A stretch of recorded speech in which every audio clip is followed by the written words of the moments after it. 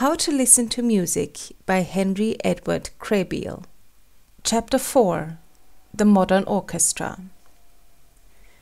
The most eloquent, potent, and capable instrument of music in the world is the modern orchestra.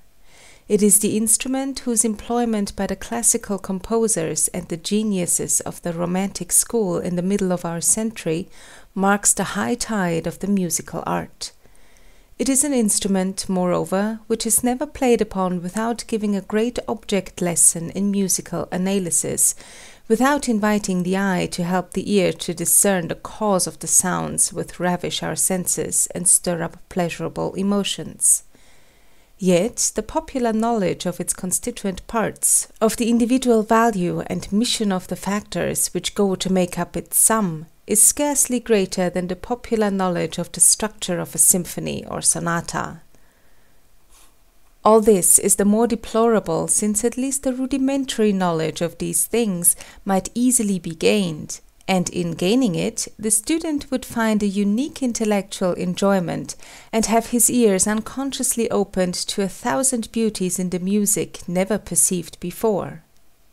He would learn, for instance, to distinguish the characteristic timbre of each of the instruments in the band, and after that, to the delight found in what may be called the primary colors, he would add that which comes from analyzing the vast number of tints which are the products of combination. Noting the capacity of the various instruments and the manner in which they are employed, he would get glimpses into the mental workshop of the composer. He would discover that there are conventional means of expression in his art analogous to those in the other arts, and collating his methods with the effects produced, he would learn something of the creative artist's purposes. He would find that while his merely sensuous enjoyment would be left unimpaired, and the emotional excitement which is a legitimate fruit of musical performance unchecked, these pleasures would have others consorted with them. His intellectual faculties would be agreeably excited, and he would enjoy the pleasures of memory, which are exemplified in music more delightfully and more frequently than in any other art, because of the rôle which repetition of parts plays in musical composition. The argument is as valid in the study of musical forms as in the study of the orchestra, but it is the latter that is our particular business in this chapter. Everybody listening to an orchestral concert recognizes the physical forms of the violins, flutes, cornets, and big drum, but even of these familiar instruments the voices are not always recognized. As for the rest of the harmonious fraternity, few give heed to them, even while enjoying the music which they produce. Yet, with a few words of direction, anybody can study the instruments of the band at an orchestral concert. Let him first recognize the fact that to the mind of a composer an orchestra always presents itself as a combination of 4 groups of instruments. Choirs, let us call them, with unwilling apology to the lexicographers. These choirs are: first, the viols of 4 sorts, violins, violas, violoncellos, and double basses, spoken of collectively as the string quartet. Second, the wind instruments of wood, the woodwinds in the musician's jargon, flutes, oboes, clarinets, and bassoons. Third, the wind instruments of brass, the brass, trumpets, horns, trombones, and bass tuba. In all of these subdivisions there are numerous variations which need not detain us now. A further subdivision might be made in each with reference to the harmony voices, showing an analogy with the 4 voices of a vocal choir, soprano, contralto, tenor, and bass, but to go into this might make the exposition confusing. The 4th choir, here the apology to the lexicographers must be repeated with much humility and earnestness, consists of the instruments of percussion, the kettle drums, big drum, cymbals, triangle, bell chime, etc., sometimes spoken of collectively in the United States as the battery.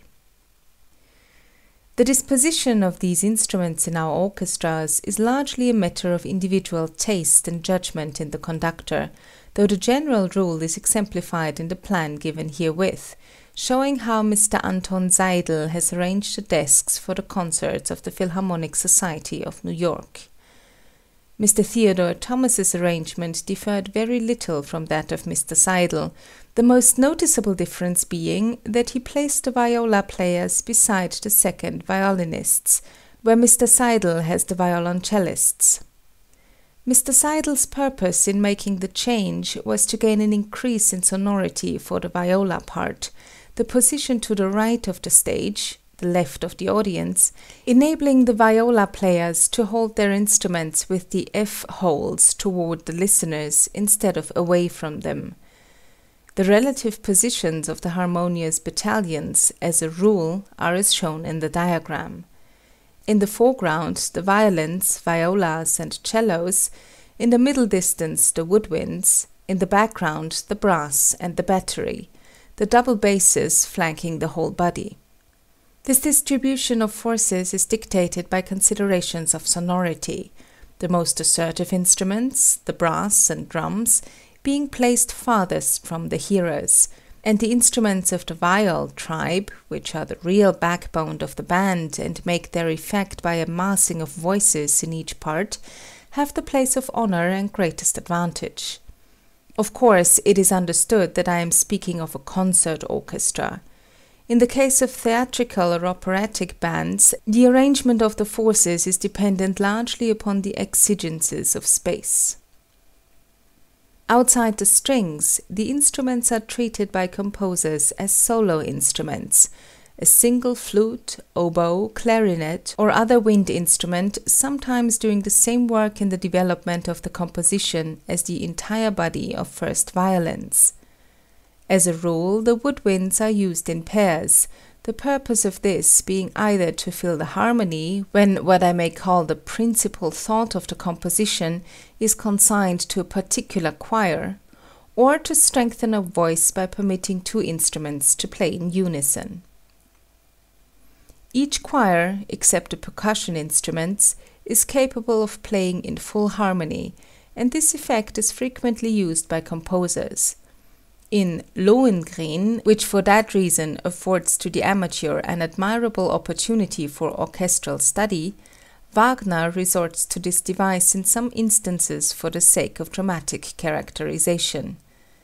Elsa, a dreamy, melancholy maiden, crushed under the weight of wrongful accusation and sustained only by the vision of a seraphic champion sent by heaven to espouse her cause, is accompanied on her entrance and sustained all through her scene of trial by the dulcet tones of the woodwinds, the oboe most often carrying the melody.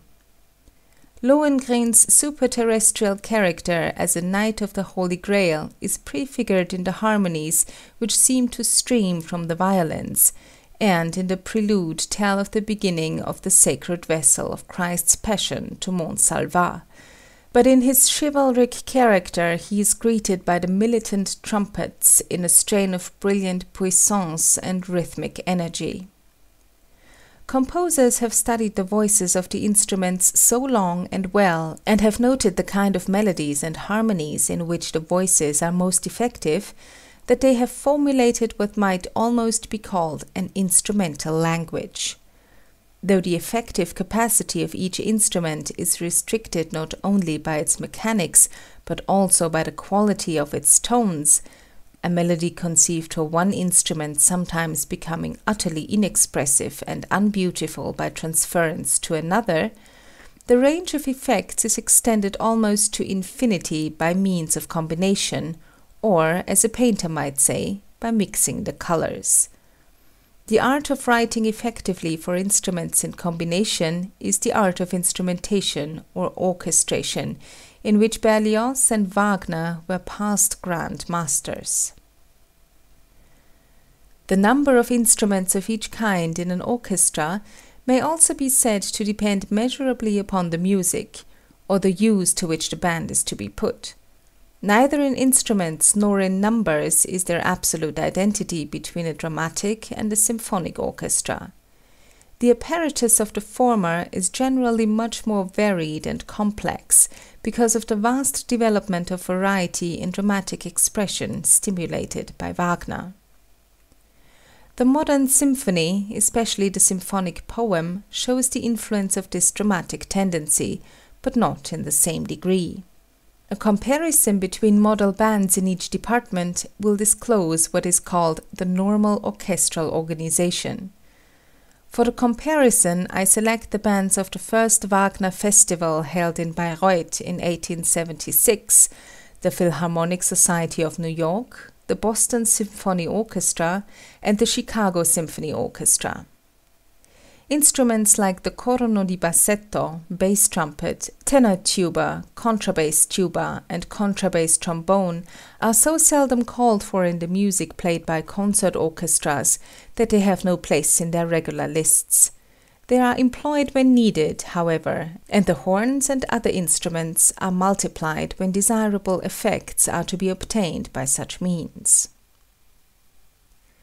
Instruments. First violins: Bayreuth 16, New York Philharmonic 18, Boston 16, Chicago 16. Second violins: Bayreuth 16, New York Philharmonic 18, Boston 14, Chicago 16. Violas: Bayreuth 12, New York Philharmonic 14, Boston 10, Chicago 10. Violoncellos: Bayreuth 12, New York Philharmonic 14, Boston 8, Chicago 10. Double basses: Bayreuth 8, New York Philharmonic 14, Boston 8, Chicago 9. Flutes: Bayreuth 3, New York Philharmonic 3, Boston 3, Chicago 3. Oboes: Bayreuth 3, New York Philharmonic 3, Boston 2, Chicago 3. English horn: Bayreuth 1, New York Philharmonic 1, Boston 1, Chicago 1. Clarinets: Bayreuth 3, New York Philharmonic 3, Boston 3, Chicago 3.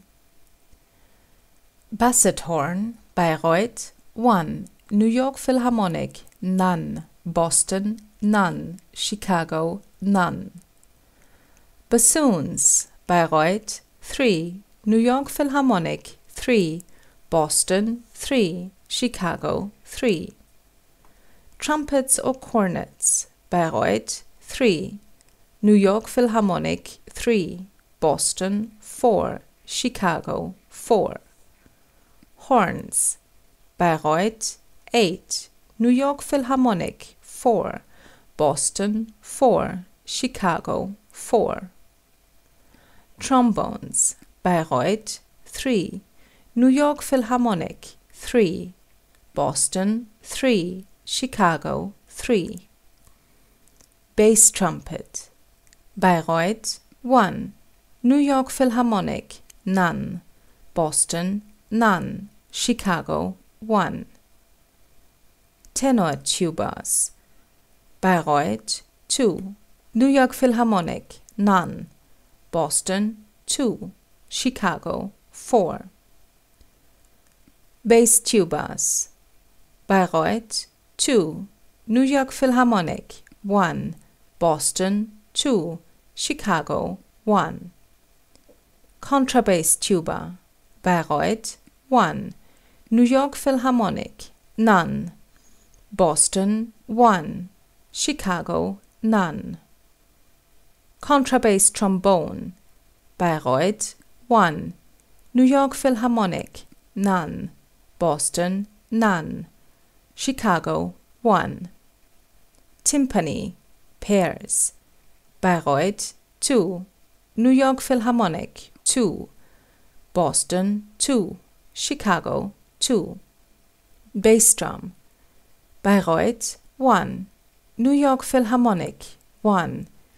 Boston 1. Chicago 1. Symbols, pairs. Bayreuth 1. New York Philharmonic 1. Boston 1. Chicago 1. Harps. Bayreuth 6. New York Philharmonic 1. Boston 1. Chicago 2. The string quartet, it will be seen, makes up nearly 3/4 of a well-balanced orchestra. It is the only choir which has numerous representation of its constituent units. This was not always so, but is the fruit of development in the art of instrumentation, which is the newest department in music. Vocal music had reached its highest point before instrumental music made a beginning as an art. The former was a pampered child of the church, the latter was long an outlaw. As late as the 14th and 15th centuries, instrumentalists were vagabonds in law, like strolling players.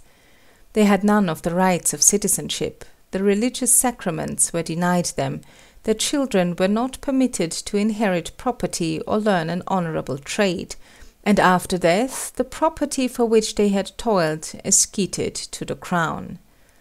After the instruments had achieved the privilege of artistic utterance, they were for a long time mere slavish imitators of the human voice. Bach treated them with an insight into their possibilities which was far in advance of his time, for which reason he is the most modern composer of the first half of the 18th century. But even in Handel's case, the rule was to treat them chiefly as supports for the voices. He multiplied them just as he did the voices in his choruses, consorting a choir of oboes and bassoons, and another of trumpets of almost equal numbers with his violins. The so-called purists in England talk a great deal about restoring Handel's orchestra in performances of his orations, utterly unmindful of the fact that to our ears, accustomed to the myriad-hued orchestra of today, the effect would seem opaque, heavy, unbalanced, and without charm, were a band of oboes to play in unison with the violins, another of bassoons to double the cellos, and half a dozen trumpets to come flaring and crashing into the musical mass at intervals. Gluck in the opera, and Haydn and Mozart in the symphony, first disclosed the charm of the modern orchestra with the wind instruments appointed to the strings so as to obtain the multitude of tonal tints which we admire today. On the lines which they marked out, the progress has been exceedingly rapid and far-reaching. In the hands of the latter-day Romantic composers, and with the help of the instrument makers, who have marvelously increased the capacity of the wind instruments and remedied the deficiencies which embarrassed the classical writers, the orchestra has developed into an instrument such as never entered the mind of the wildest dreamer of the last century. Its range of expression is almost infinite. It can strike like a thunderbolt or murmur like a sapphire. Its voices are multitudinous. Its register is coextensive in theory with that of the modern pianoforte, reaching from the space immediately below the 6th added line under the bass staff to the 9th added line above the treble staff. These two extremes, which belong respectively to the bass tuba and piccolo flute, are not at the command of every player, but they are within the capacity of the instruments, and mark the orchestra's boundaries in respect of pitch. The gravest note is almost as deep as any in which the ordinary human ear can detect pitch, and the acutest reaches the same extremity in the opposite direction. With all the changes that have come over the orchestra in the course of the last 200 years, the string quartet has remained its chief factor. Its voice cannot grow monotonous or cloying, for, besides its innate qualities, it commands a more varied manner of expression than all the other instruments combined. The viol, which term I shall use generically to indicate all the instruments of the quartet, is the only instrument in the band, except the harp, that can play harmony as well as melody. Its range is the most extensive, it is most responsive to changes in manipulation, it is endowed more richly than any other instrument with varieties of timbre, it has an incomparable facility of execution, and answers more quickly and more eloquently than any of its companions to the feelings of the player. A great advantage which the viols possess over wind instruments is that, not being dependent on the breath of the player, there is practically no limit to its ability to sustain tones. It is because of this long list of good qualities that it is relied on to provide the staff of life to instrumental music. The strings as commonly used show 4 members of the viol family, distinguished among themselves by their size and the quality in the changes of tone which grows out of the difference in size. The violins are the smallest members of the family. Historically, they are the culmination of a development toward diminutiveness, for in their early days viols were larger than they are now. When the violin of today entered the orchestra, in the score of Monteverdi's opera Orfeo, it was specifically described as a little French violin. Its voice, Berlioz says, is the true female voice of the orchestra.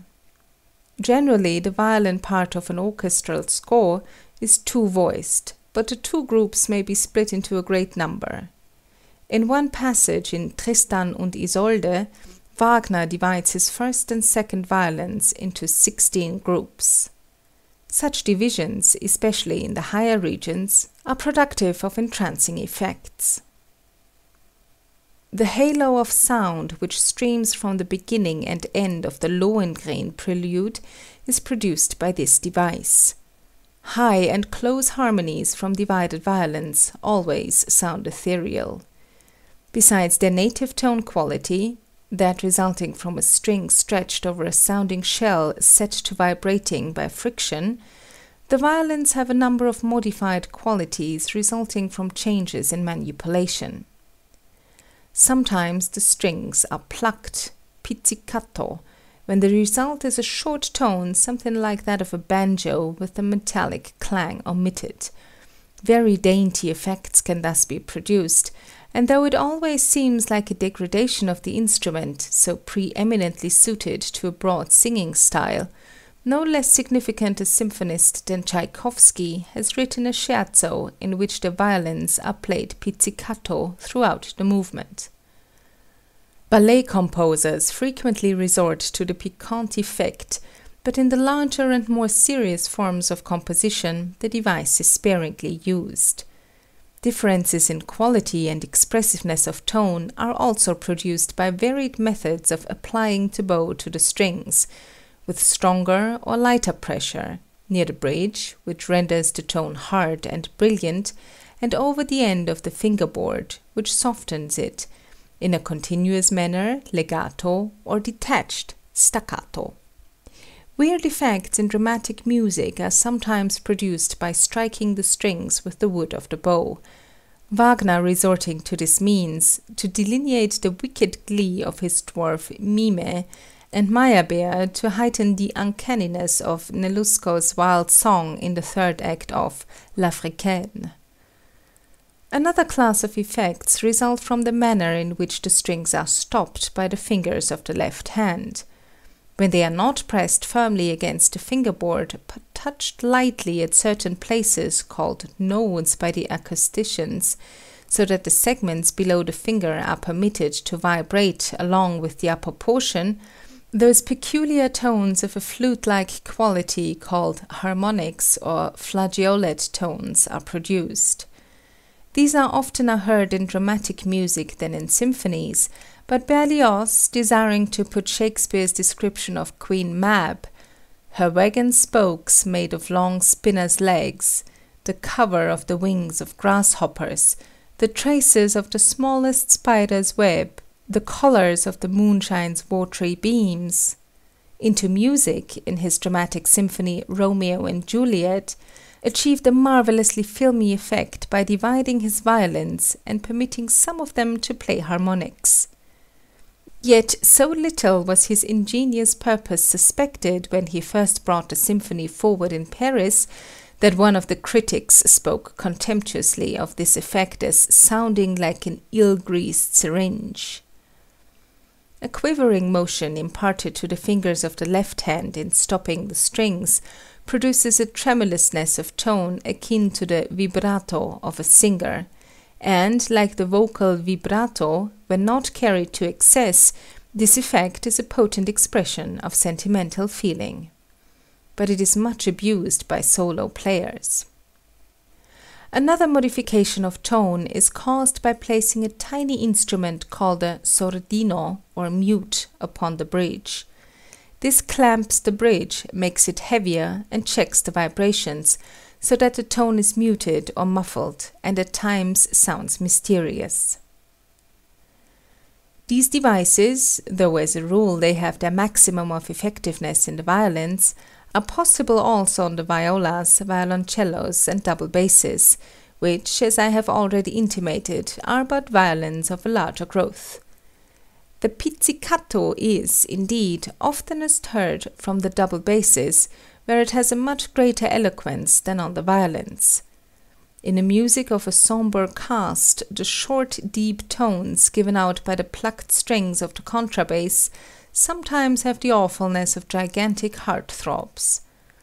The difficulty of producing the other effects grows with the increase of difficulty in handling the instruments, this being due to the growing thickness of the strings and the wideness of the points at which they must be stopped.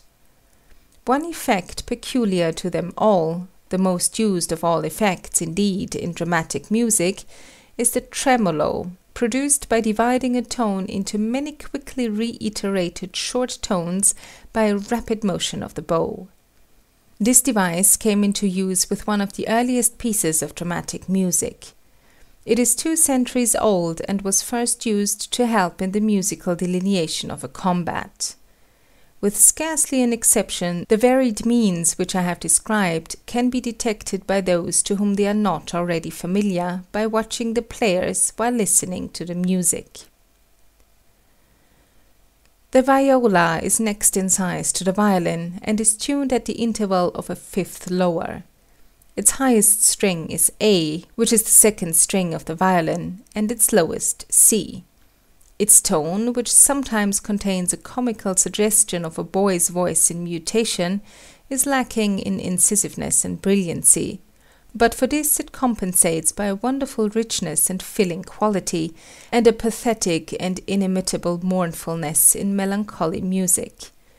It blends beautifully with the violoncello, and is often made to double that instrument's part for the sake of color effect, as to cite a familiar instance in the principal subject of the Andante in Beethoven's Fifth Symphony. The strings of the violoncello are tuned like those of the viola, but an octave lower. It is the knee fiddle, viola da gamba, of the last century, as the viola is the arm fiddle, viola da braccio, and got his old name from the position in which it is held by the player.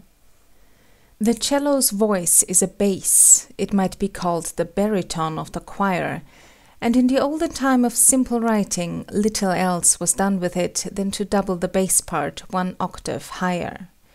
But modern composers, appreciating its marvelous capacity for expression, which is next to that of the violin, have treated it with great freedom and independence as a solo instrument. Its tone is full of voluptuous languor. It is the sighing lover of the instrumental company, and can speak the language of tender passion more feelingly than any of its fellows. The ravishing effect of a multiplication of its voice is tellingly exemplified in the opening of the overture to Wilhelm X, which is written for 5 solo celli, though it is oftenest heard in an arrangement which gives 2 of the middle parts to violas. When Beethoven wished to produce the emotional impression of a peacefully rippling brook in his Pastoral Symphony, he gave a murmuring figure to the divided violoncellos, and Wagner uses the passionate accents of 4 of these instruments playing in harmony to support Siegmund when he is pouring out the ecstasy of his love in the first act of Die Walküre. In the love scene of Berlioz' Romeo and Juliet symphony, it is the violoncello which personifies the lover and holds converse with the modest oboe. The patriarchal double bass is known to all, and also its mission of providing the foundation for the harmonic structure of orchestral music. It sounds an octave lower than the music written for it, being what is called a transposing instrument of 16-foot tone. Solos are seldom written for this instrument in orchestral music, though Beethoven, with his daring recitatives in the Ninth Symphony, makes it a mediator between the instrumental and vocal forces. Dragonetti and Bottesini, two Italians, the latter of whom is still alive, won great fame as solo players to the unwieldy instrument. The latter uses a small bass viol and strings it with harp strings, but Dragonetti played a full double bass, on which he could execute the most difficult passages written for the violoncello. Since the instruments of the woodwind choir are frequently used in solos, their acquaintance can easily be made by an observing amateur. To this division of the orchestra belong the gentle accents in the instrumental language. Violent expression is not its province, and generally when the band is discoursing in heroic style or giving voice to brave or angry emotion, the woodwinds are either silent or are used to give weight to the body of tone rather than color. Each of the instruments has a strongly characteristic voice, which adapts itself best to a certain style of music, but by use of different registers and by combinations among them, or with the instruments of the other choirs, a wide range of expression within the limits suggested had been won for the woodwinds. The flute, which requires no description, is, for instance, an essentially soulless instrument, but its marvelous agility and the effectiveness with which its tones can be blended with others make it one of the most useful instruments in the band. Its native character, heard in the compositions written for it as a solo instrument, has prevented it from being looked upon with dignity. As a rule, brilliancy is all that is expected from it. It is a sort of soprano leggiero with a small range of superficial feelings. It can sentimentalize and, as Dryden says, be soft, complaining, but when we hear it pour forth a veritable ecstasy of jubilation, as it does in the dramatic climax of Beethoven's overture Leonore No. 3, we marvel at the transformation effected by the composer. Advantage has also been taken of the difference between its high and low tones, and now in some romantic music, as in Raff's Lenore Symphony, or the prayer of Agathe in Der Freischütz, the hollowness of the low tones produces a mysterious effect that is exceedingly striking. Still, the fact remains that the native voice of the instrument, though sweet, is expressionless compared with that of the oboe or clarinet. Modern composers sometimes write for 3 flutes, but in the older writers, when a third flute is used, it is generally an octave flute or piccolo flute, a tiny instrument whose aggressiveness of voice is out of all proportion to its diminutiveness of body. This is the instrument which shrieks and whistles when the band is playing at storm-making to imitate the noise of the wind. It sounds an octave higher than is indicated by the notes in its part, and so is what is called a transposing instrument of 4-foot tone.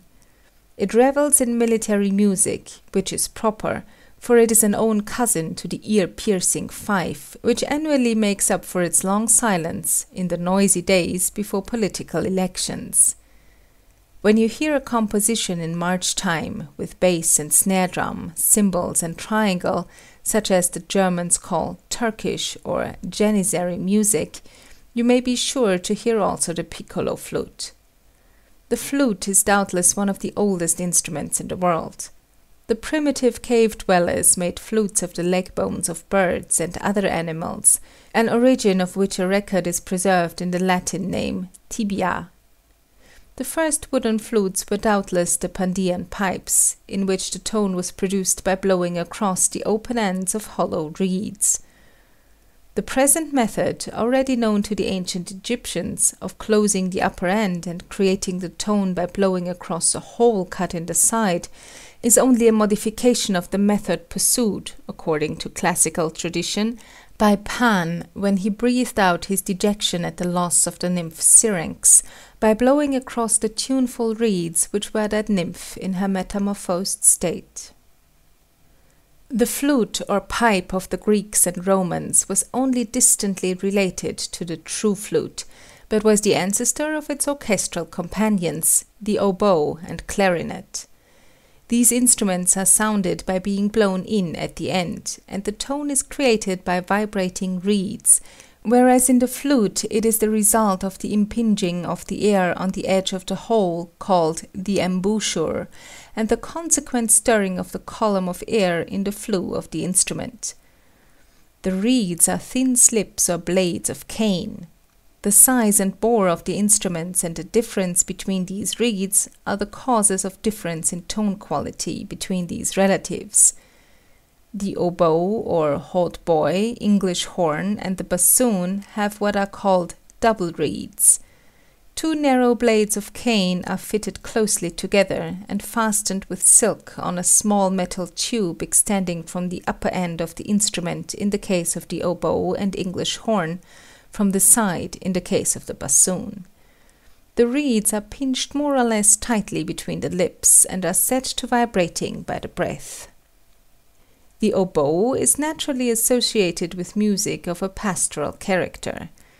It is preeminently a melody instrument, and though its voice comes forth shrinkingly, its uniqueness of tone makes it easily heard. It is a most lovable instrument.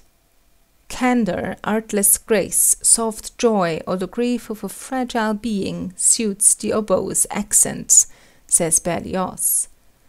The peculiarity of its mouthpiece gives its tone a reedy or vibrating quality totally unlike the clarinet's. Its natural alto is the English horn, which is an oboe of larger growth, with curved tube for convenience of manipulation. The tone of the English horn is fuller, nobler, and is very attractive in melancholy or dreamy music. There are few players on the English horn in this country, and it might be set down as a rule that outside of New York, Boston, and Chicago, the English horn parts are played by the oboe in America. No melody displays the true character of the English horn better than the Ranz de Vache in the overture to Rossini's Wilhelm Tell, that lovely Alpine song which the flute embroiders with exquisite ornament. One of the noblest utterances of the oboe is the melody of the funeral march in Beethoven's Heroic Symphony, in which its tenderness has beautiful play. It is sometimes used effectively in imitative music. In Haydn's Season, and also in that grotesque tone poem by Saint-Saëns, the Danse Macabre, it gives the cock crow. It is the timid oboe that sounds the A for the orchestra to tune by. The grave voice of the oboe is heard from the bassoon, where, without becoming assertive, it gains a quality entirely unknown to the oboe and English horn. It is this quality that makes the bassoon the humorist par excellence of the orchestra. It is a reedy bass, very apt to recall to those who have had a country education the squalling tone of the homely instrument which the farmer's boy fashions out to the stems of the pumpkin vine. The humor of the bassoon is an unconscious humor, and results from the use made of its abysmally solemn voice. This solemnity in quality is paired with astonishing flexibility of utterance, so that its gambols are always grotesque. Brahms permits the bassoon to intone the Fuchslied of the German students in his academic overture. Beethoven achieves a decidedly comical effect by a stubborn reiteration of keynote, fifth, and octave by the bassoon under a rustic dance intoned by the oboe in the scherzo of his Pastoral Symphony, and nearly every modern composer has taken advantage of the instrument's grotesqueness.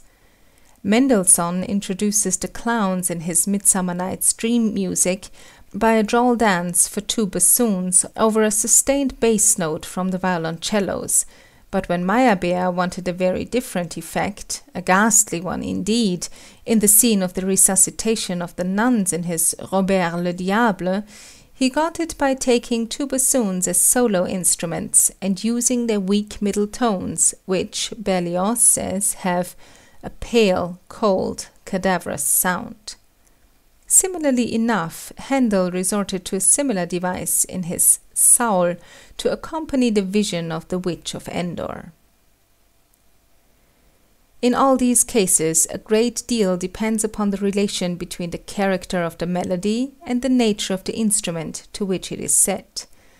A swelling martial fanfare may be made absurd by changing it from trumpets to a weak-voiced woodwind. It is only the string quartet that speaks all the musical language of passion and emotion.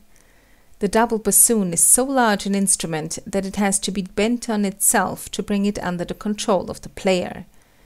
It sounds an octave lower than the written notes. It is not brought often into the orchestra, but speaks very much to the purpose in Brahms' beautiful variations on a theme by Haydn and the glorious finale of Beethoven's Fifth Symphony. The clarinet is the most eloquent member of the woodwind choir, and, except some of its own modifications, or the modifications of the oboe and bassoon, the latest arrival in the harmonious company. It is only a little more than a century old. It has the widest range of expression of the woodwinds, and its chief structural difference is in its mouthpiece. It has a single flat reed, which is much wider than that of the oboe or bassoon, and is fastened by a metallic band and screw to the flattened side of the mouthpiece, whose other side is cut down, chisel shape, for convenience. Its voice is rich, mellow, less reedy, and much fuller and more limpid than the voice of the oboe, which Berlioz tries to describe by analogy as sweet-sour. It is very flexible too, and has a range of over 3½ octaves. Its high tones are sometimes shrieky, however, and the full beauty of the instrument is only disclosed when it sings in the middle register. Every symphony and overture contains passages for the clarinet, which serve to display its characteristics. Clarinets are made of different sizes for different keys, the smallest being that in E-flat, with an unpleasantly piercing tone, whose use is confined to military bands. There is also an alto clarinet and a bass clarinet.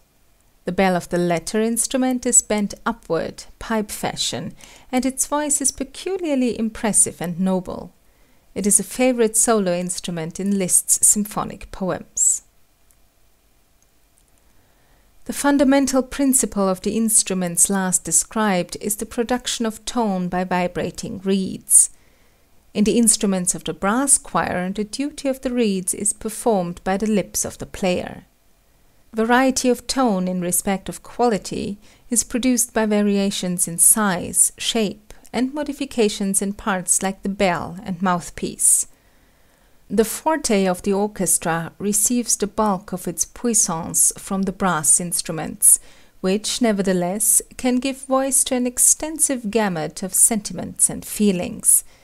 There is nothing more cheery and jocund than the flourishes of the horns, but also nothing more mild and soothing than the songs which sometimes they sing. There is nothing more solemn and religious than the harmony of the trombones, while the trumpet's loud clangor is the very voice of a warlike spirit. All of these instruments have undergone important changes within the last few score years.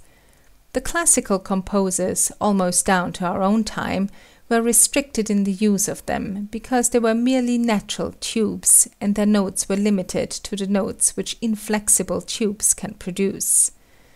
Within this century, however, they have all been transformed from imperfect diatonic instruments to perfect chromatic instruments. That is to say, every brass instrument which is in use now can give out all the semitones within its compass. This has been accomplished through the agency of valves, by meaning of which differing lengths of the sonorous tube are brought within the command of the players. In the case of the trombones, an exceedingly venerable means of accomplishing the same end is applied. The tube is in part made double, one part sliding over the other. By moving his arm, the player lengthens or shortens the tube, and, thus changing the key of the instrument, acquires all the tones which can be obtained from so many tubes of different lengths.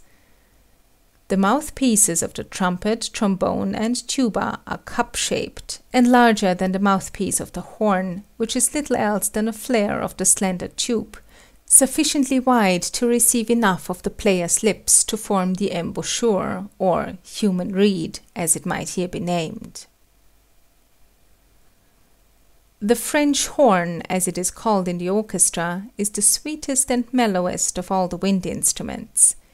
In Beethoven's time it was but little else than the old hunting horn, which, for the convenience of the mounted hunter, was arranged in spiral convolutions, that it might be slipped over the head and carried resting on one shoulder and under the opposite arm.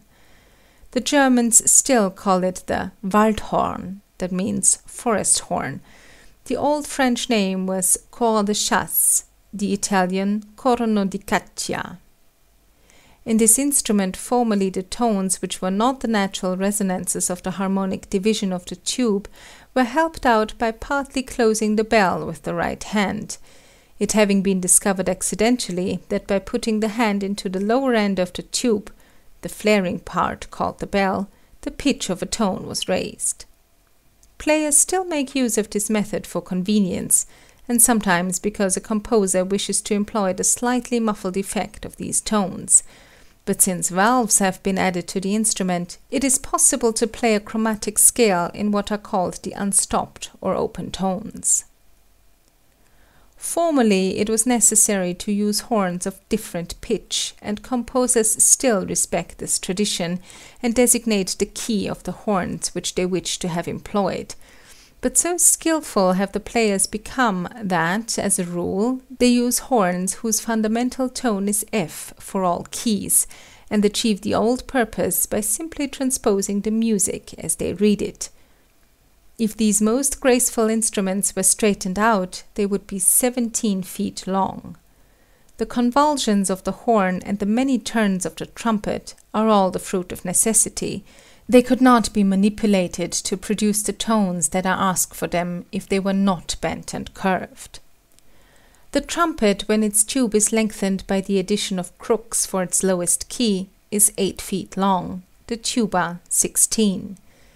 In most orchestras, in all of those in the United States in fact, except the Boston and Chicago Orchestra and the Symphony Society of New York, the word trumpet is merely an euphemism for cornet, the familiar leading instrument of the brass band, which, while it falls short of the trumpet in the quality of its tone, in the upper registers especially, is a more easily manipulated instrument than the trumpet, and is preferable in the lower tones. Mendelssohn is quoted as saying that the trombones are too sacred to use often. They have indeed a majesty and nobility all their own, and the lowest use to which they can be put is to furnish a flaring and noisy harmony in an orchestral tutti. They are marvellously expressive instruments, and without a peer in the whole instrumental company when a solemn and spiritually uplifting effect is to be attained. They can also be made to sound menacing and lugubrious, devout and mocking, pompously heroic, majestic, and lofty. They are often the heralds of the orchestra and make sonorous proclamations. The classic composers always seemed to approach the trombones with marked respect, but nowadays it requires a very big blue pencil in the hands of a very uncompromising conservatory professor to prevent a student engaged on his Opus 1 from keeping his trombones going half the time at least. It is an old story how Mozart keeps the instruments silent through 3/4 of his immortal Don Giovanni, so that they may enter with overwhelming impressiveness along with the ghostly visitor for the concluding scene. As a rule, there are 3 trombones in the modern orchestra, 2 tenors and a bass. Formerly there were 4 kinds, bearing the names of the voices to which they were supposed to be nearest in tone quality and compass: soprano, alto, tenor, and bass. Full 4-part harmony is now performed by the 3 trombones and the tuba. The latter instrument, which, despite its gigantic size, is exceedingly tractable, can roar you as gently as any sucking dove. Far away and strangely mysterious tones are got out of the brass instruments, chiefly the cornet and horn, by almost wholly closing the bell. The percussion apparatus of the modern orchestra includes a multitude of instruments scarcely deserving of description. Several varieties of drums, cymbals, triangle, tambourine, steel bars, glockenspiel, gongs, bells, and many other things which we are now inclined to look upon as toys rather than as musical instruments, are brought into play for reasons more or less fantastic. Saint-Saëns has even utilized the barbarous xylophone, whose proper place is the variety hall, in his Danse Macabre. There his purpose was a fantastic one, and the effect is capital. The pictorial conceit at the bottom of the poem which the music illustrates is Death, as a skeleton, seated on a tombstone, playing the viol, and gleefully cracking his bony heels against the marble. To produce this effect, the composer uses the xylophone with capital results. But of all the ordinary instruments of percussion, the only one that is really musical and deserving of comment is the kettle drum. This instrument is more musical than the others because it has pitch. Its voice is not mere noise, but musical noise. Kettle drums or timpani are generally used in pairs, though the vast multiplication of effects by modern composers has resulted also in the extension of this department of the band. It is seldom that more than 2 pairs are used, a good player with a quick ear being able to accomplish all that Wagner asks of 6 drums by his deftness in changing the pitch of the instruments.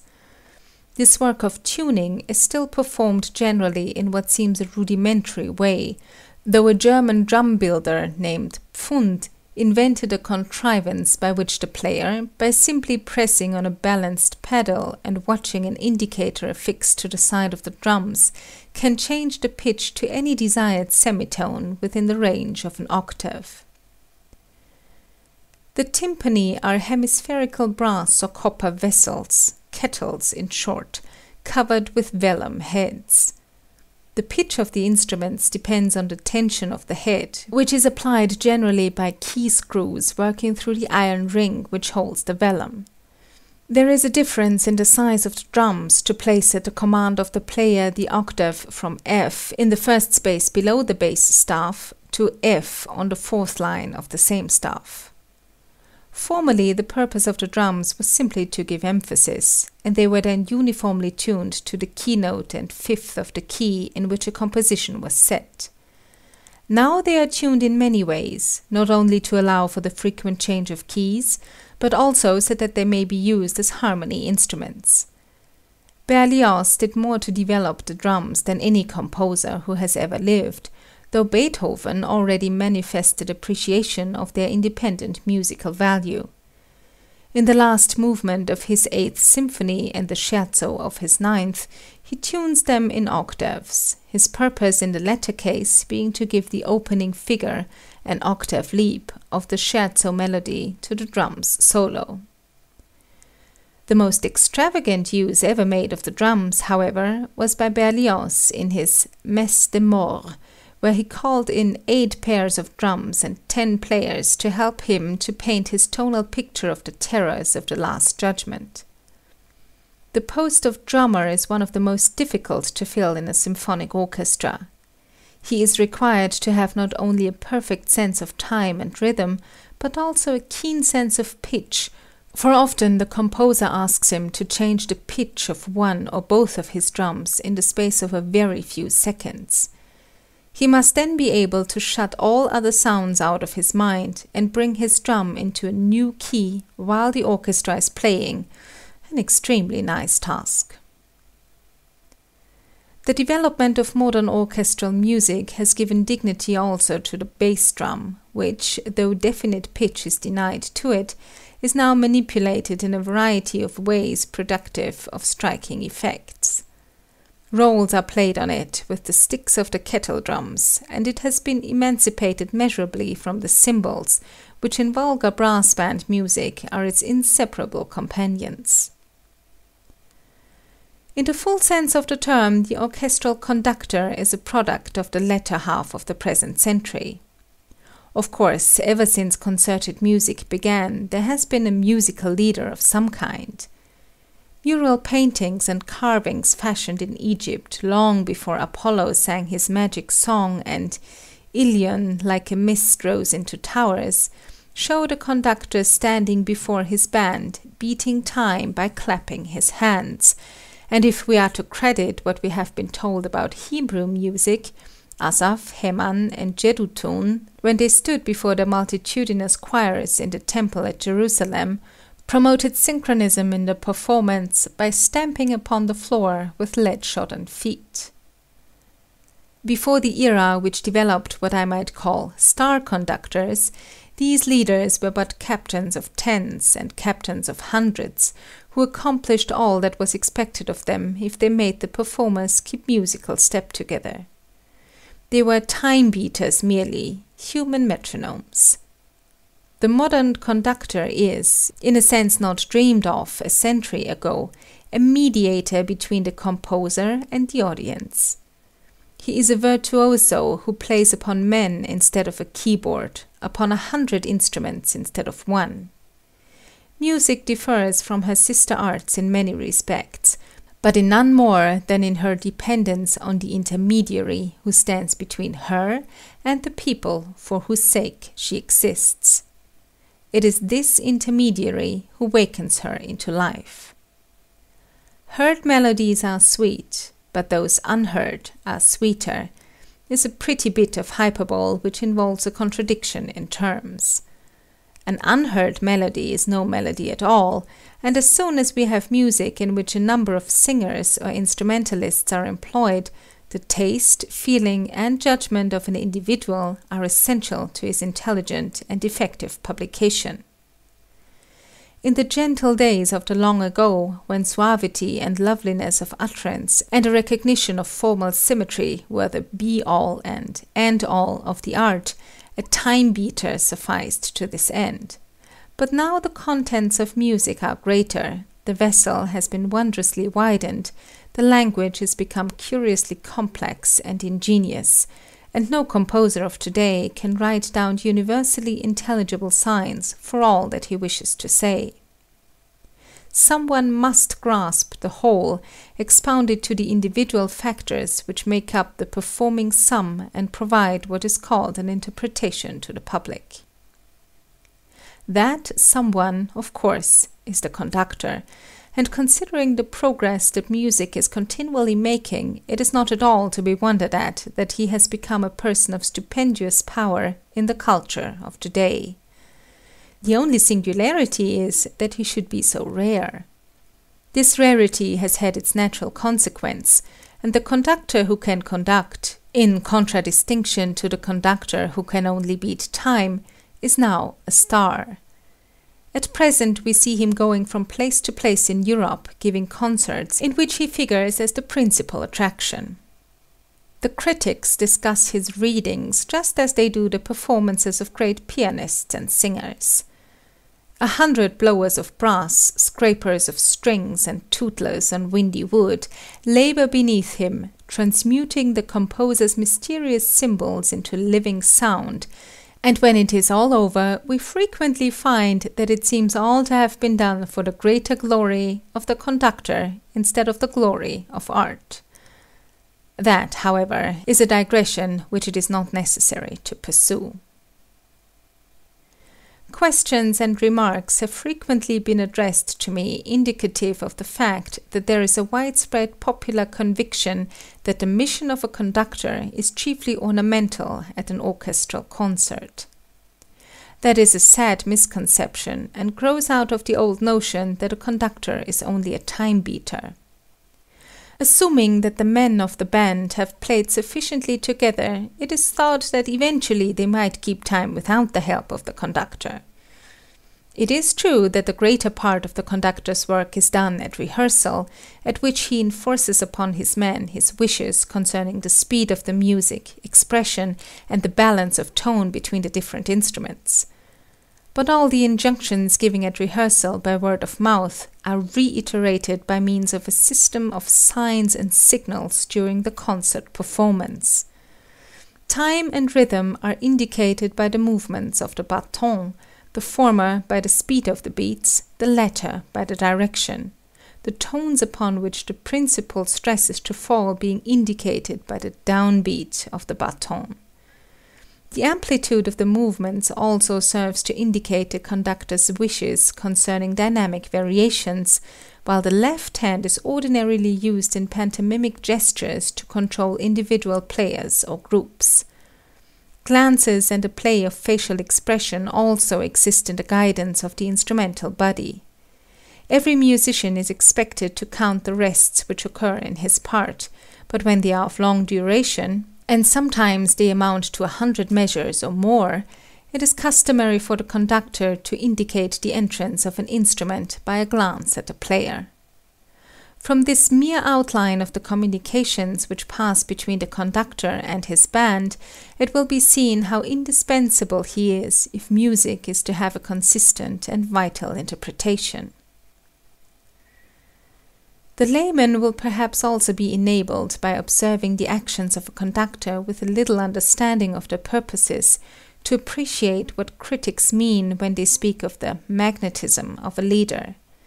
He will understand that among other things it means the aptitude or capacity for creating a sympathetic relationship between himself and his men, which enables him the better by various devices, some arbitrary, some technical and conventional, to imbue them with his thoughts and feelings relative to a composition, and through them to body them forth to the audience.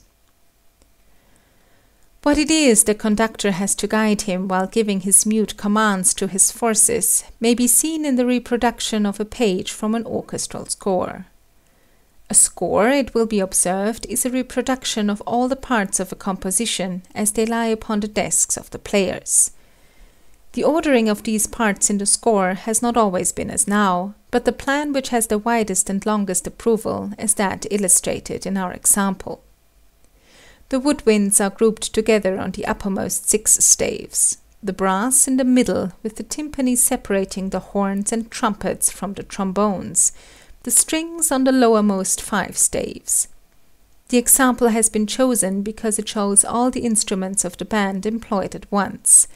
It is the famous opening tutti of the triumphal march of Beethoven's 5th Symphony, and is easy of comprehension by musical amateurs for the reason that none of the parts requires transposition, except it can be an octave up in the case of the piccolo, an instrument of 4-foot tone, and an octave down in the case of the double basses, which are of 16-foot tone. All the other parts are to be read as printed, proper attention being given to the alto and tenor clefs used in the part of the trombones and violas. The ability to read score is one of the most essential attributes of the conductor, who, if he have the proper training, can bring all the parts together and reproduce them on the pianoforte, transposing those which do not sound as written, and reading the different clefs at sight as he goes along. End of chapter 4.